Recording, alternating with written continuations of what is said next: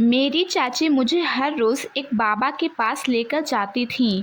मैं उन्हें रोज़ उनके पास जाने से मना करती थी, लेकिन वो मेरी बात नहीं सुनती थीं और मेरे मना करने के बावजूद मुझे ज़बरदस्ती उनके पास लेकर जाती थीं। पर मुझे उनके पास जाना बिल्कुल भी पसंद नहीं था। लेकिन मेरी चाची के हाथ में तो जैसे मेरी चाबी थी। वो हर काम ज़बरदस्ती कराती थीं जो मैं कभी करना ही नहीं चाहती थी। नमस्कार दोस्तों, मेरा नाम कीर्ति है और मैं जयपुर की रहने वाली हूँ। मेरी माँ बहुत गरीब थी और मेरे पिता दिल के मरीज़ थे, जिसकी वजह से वो अक्सर बीमार रहते थे। हमारे पास कोई नहीं था सिवाय हमारे चाचा के। मेरे चाचा और मेरे पिता का रिश्ता काफ़ी गहरा था। बचपन से ही उन लोगों की बहुत पटरी खाती थी। मेरे चाचा मेरी मामी को भाभी समान मानते थे और उनकी सेवा में हमेशा आगे रहते थे। मेरे पापा को दिल की बीमारी थी, जिसकी वजह से उनकी अक्सर दवाइयाँ चलती रहती थीं। इन दवाइयों में ही हमारा काफ़ी पैसा निकल जाया करता था। लेकिन मेरे चाचा का हमें बहुत सहारा रहता था, क्योंकि वो मेरे पिता की दवाइयों के आधे से ज़्यादा खर्चे खुद ही संभाला करते थे। मेरे पिता की यही ख्वाहिश थी कि वो अपनी आंखों के सामने ही अपने छोटे भाई की शादी कर दें, ताकि उनके जीते जी उनके छोटे भाई का घर भी बस जाए। पिताजी की बिगड़ती हालतों ने हमें मजबूर कर दिया था कि हम चाचा जी की शादी जल्द ही से जल्द करा दें। हमारे पास ज़्यादा पैसे तो नहीं थे, क्योंकि हमारे परिवार में केवल मैं, मेरी माँ बाप और मेरे चाचा जी ही थे। हमने एक साधारण से परिवार की लड़की से चाचा जी की शादी करवा दी थी। शादी के कुछ वक्त बाद ही मेरे पिता भी चल बसे थे और अब मैं ही अपनी माँ का सहारा थी। शुरू के दिन में मेरी चाची काफ़ी अच्छे स्वभाव की थी, पर धीरे धीरे जैसे दिन बीतते गए, मेरी चाची के स्वभाव में मुझे कुछ अलग सा महसूस होने लगा था। मेरी माँ भी ज़्यादा पढ़ी लिखी नहीं थी। वो घर घर जाकर खाना बनाने का काम किया करती थी, जिससे वो अपना और मेरी पढ़ाई का खर्चा उठाया करती थी। लेकिन धीरे धीरे मेरी आगे की पढ़ाई का खर्चा उठाना भी काफ़ी मुश्किल सा होता जा रहा था। मेरे चाचा मुझे मेरी पढ़ाई में पहले काफ़ी सपोर्ट किया करते थे, लेकिन अब उन पर भी काफ़ी जिम्मेदारियां आ चुकी थीं। धीरे धीरे मेरे चाचा का परिवार भी आगे बढ़ता जा रहा था और अब उनकी 2 संतान भी थीं, जिसकी वजह से अब उनका परिवार भी बड़ा हो गया था। मेरे चाचा तो आज भी मुझे अपनी बेटी के समान ही मानते थे, लेकिन मेरी चाची को मैं बिल्कुल कुछ खास पसंद नहीं थी, जिसकी वजह से वो मुझसे और मेरी माँ से चिढ़े चिढ़े सी रहती थीं।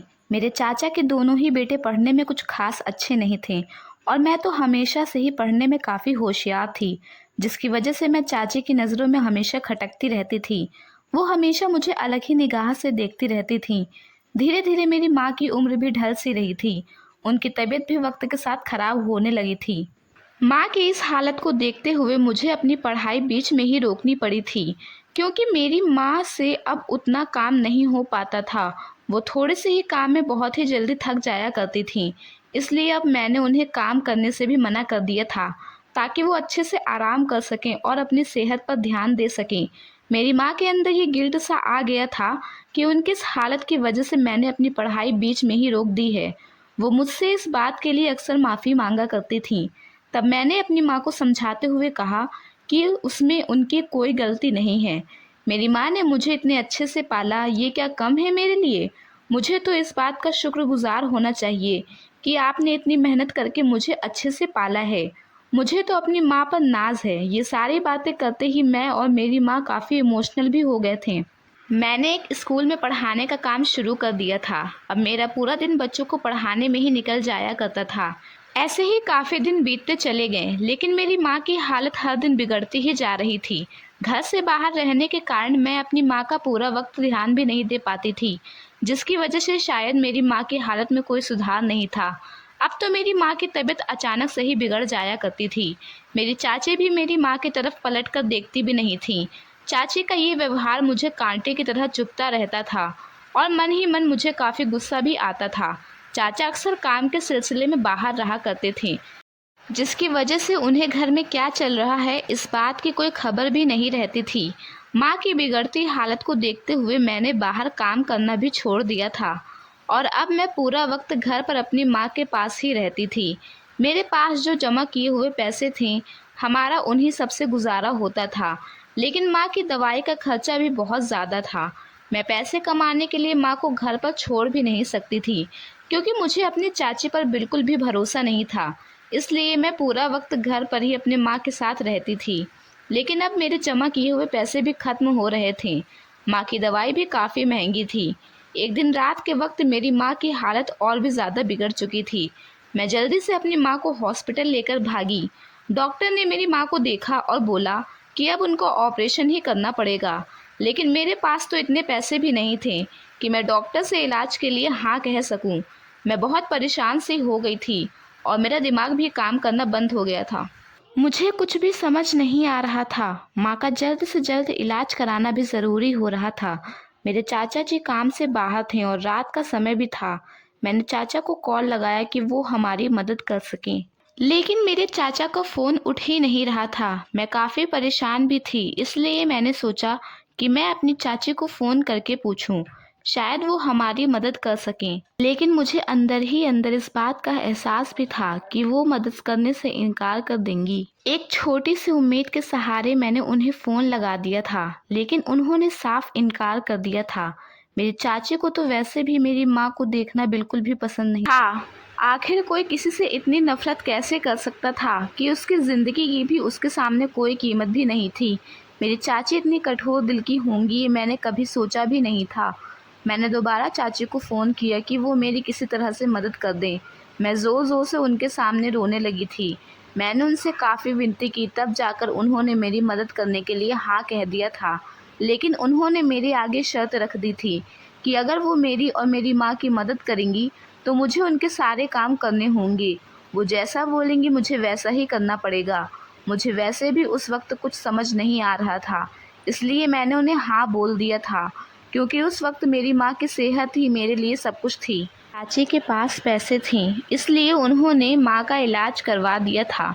अब मेरी माँ की तबीयत थोड़ी बहुत ठीक थी, लेकिन मैंने अपनी चाची से किया वादा नहीं भूला था। हमारा खर्चा तो जैसे तैसे चल ही रहा था, लेकिन मेरी माँ की दवाइयों का खर्चा अब चाची ही दिया करती थी। लेकिन इन सब के बदले मेरी चाची ने मुझसे अपने पूरे घर का काम कराना भी शुरू कर दिया था। मेरी चाची मुझसे ऐसे बर्ताव करती थी जैसे मैं घर की नौकरानी हूँ। ज़रा सी गलती कर देने पर भी वो मुझ पर इतनी तेज़ चिल्ला दिया करती थी जैसे मैंने उनके साथ कुछ गलत कर दिया हो। चाची तो मुझसे जैसे हर एक पैसे का हिसाब ले रही थी। मैं सिर्फ अपनी माँ के लिए ही चुप थी, क्योंकि मेरी माँ की दवा चाची के पैसे से ही आ रही थी। घर का काम तक तो ठीक था, लेकिन अब तो चाची ने हद ही पार कर दी थी। मेरी चाची ने एक दिन मुझसे कहा कि चलो आज मेरे साथ बाहर, मुझे काम है थोड़ा। मुझे चाची के इरादे कुछ ठीक नहीं लग रहे थे। मैंने जब उनसे पूछा कि क्या काम है, तो उन्होंने बोला चुपचाप मेरे साथ चलो और कोई सवाल जवाब मत करो, जितना बोला है उतना करो। मैंने सर झुकाकर चलने के लिए हाँ बोल दिया था, लेकिन पूरे रास्ते में बस यही सोच रही थी कि आखिर चाची मुझे लेकर कहाँ जा रही हैं। मैंने देखा कि चाची मुझे कुटिया में लेकर जा रही हैं। मेरे मन में काफ़ी सारे सवाल थे, लेकिन मैं कुछ बोल नहीं सकती थी, इसलिए मैं चुपचाप उनके साथ ही अंदर चली गई थी। अंदर एक बाबा बैठे हुए थे जो मन ही मन कोई मंत्र पढ़ रहे थे। मुझे बाबा कुछ ठीक नहीं लग रहे थे और मुझे समझ भी नहीं आ रहा था कि आखिर चाची का मुझे यहाँ लाने का क्या मकसद है। इन सब के बीच मेरी माँ का भी देहांत हो गया था, जिसकी वजह से मैं अंदर से काफ़ी टूट चुकी थी। मेरा अब कोई भी अपना नहीं बचा था। मेरी चाची मेरे साथ जैसा व्यवहार करती थी, उसके बारे में मेरे चाचा को भनक तक नहीं थी। मैं सिर्फ मजबूरी में ही चाची के घर पर थी, क्योंकि चाची ने हम पर एहसान किया था। मैं उनके एहसान के नीचे दबी हुई थी, इसलिए उनकी बात मानती थी, वरना अब मेरा उनके घर में रहने का कोई भी मतलब नहीं था। मुझे बहुत अजीब लगता था कि आखिर ऐसा बाबा कौन सा चमत्कार करता है जो चाची मुझे उनके पास लेकर जाया करती थी। लेकिन धीरे धीरे मुझे उनके पास जाने में डर और घबराहट होने लगी। उनकी आंखों में एक अजीब सी चमक होती थी, जैसे वो मुझे ही घूर रहा हो। लेकिन अब ये कुछ ज़्यादा ही हो रहा था। मैं चाची की इन हरकतों से तंग आ चुकी थी, इसलिए मैंने तय कर लिया था कि मुझे ये राज जानना ही होगा। अगले दिन जैसे ही मैं बाबा की झोपड़ी पर पहुंची, तो मैं बाहर ही रुक गई। मैंने चाची से बहाना बना दिया था। मैं धीरे से खिड़की के पास खड़ी हो गई थी। तभी मैंने सुना कि बाबा चाची से कह रहा था, तेरी मनोकामना पूरी होगी, लेकिन इसके लिए इस लड़की की शक्ति मुझे चाहिए। इसके बिना तेरे लिए कुछ भी संभव नहीं। यह सुनकर मेरे पैरों तले जमीन खिसक गई। अब मुझे समझ आया कि चाची मुझे वहाँ क्यों लाती थीं। असल में वो बाबा कोई साधारण इंसान नहीं था, वो तांत्रिक था जो काला जादू करता था। उसकी शर्त थी कि अगर किसी मासूम और कुमारी लड़की को अपने तंत्र में शामिल किया जाए तो उसकी शक्तियाँ कई गुना बढ़ जाएंगी, और मेरी चाची अपने स्वार्थ और लालच के लिए मुझे उसके हवाले करने को तैयार थी। मैं काँप उठी, मुझे समझ नहीं आ रहा था कि मैं किस पर भरोसा करूं, क्योंकि मेरी अपनी ही चाची मेरे खिलाफ थी। उस रात मैं नींद में सही से सो भी नहीं सकी, बार बार मेरे कानों में वही बातें गूंज रही थी। तभी मैंने तय किया कि अगर मैंने खुद को नहीं बचाया तो कोई नहीं बचाएगा। अगले दिन जब हम बाबा के पास पहुंचे तो मैंने मौका देखकर झोपड़ी में छुपे ताबीज़ और मंत्रों की किताबें निकाल लीं। मुझे डर था कि कहीं वो मुझे पकड़ न ले, लेकिन डर पर काबू पाना अब ज़रूरी था। मैंने उन किताबों और ताबीज़ों को पास के कुएं में फेंक दिया। शाम को जब बाबा ने अपना मंत्र शुरू किया तो उसकी सारी ताकतें बेअसर हो गईं। उसकी आंखों से गुस्सा और बौखलाहट साफ दिख रही थी। उसने चाची पर चिल्लाना शुरू कर दिया, ये लड़की ठीक नहीं है, इसमें अब कोई शक्ति नहीं रही। तूने मेरे काम को बिगाड़ दिया। इस अफरा तफरी का फ़ायदा उठाकर मैं भागी और सीधे गांव वालों के पास गई। मैंने सबको सच सच बता दिया। गांव वाले डंडे और मशाल लेकर बाबा की झोपड़ी पर टूट पड़े। वहां का मंजर देखकर सबके होश उड़ गए। बाबा की करतूतें और चाची का सच सबके सामने आ गया। उस दिन के बाद से चाची का दबदबा खत्म हो गया। चाची की असलियत जानने के बाद चाचा जी ने भी उन्हें घर से निकाल दिया था। इतने दिन चाची ने जैसा मेरे साथ व्यवहार किया था, वो सब जानने के बाद चाचा बहुत गुस्सा थे और उन्होंने मुझे अपने साथ रखने का फैसला किया था। अब चाची अपने मायके में रहने लगी थी और मैं चाचा और उनके बच्चों के साथ उसी घर में रहने लगी थी। मैंने फिर से बाहर काम करना शुरू कर दिया था। मुझे पहली बार महसूस हुआ कि डर से भागना नहीं चाहिए, बल्कि उसका सामना करना चाहिए। अगर मैं चुप रहती तो शायद मेरी ज़िंदगी अंधेरे में ही ख़त्म हो जाती। दोस्तों, अगर हमारी यह कहानी आपको पसंद आई हो तो हमारी इस वीडियो को लाइक कीजिएगा और ऐसे ही कहानियाँ सुनने के लिए हमारे चैनल को सब्सक्राइब कीजिए।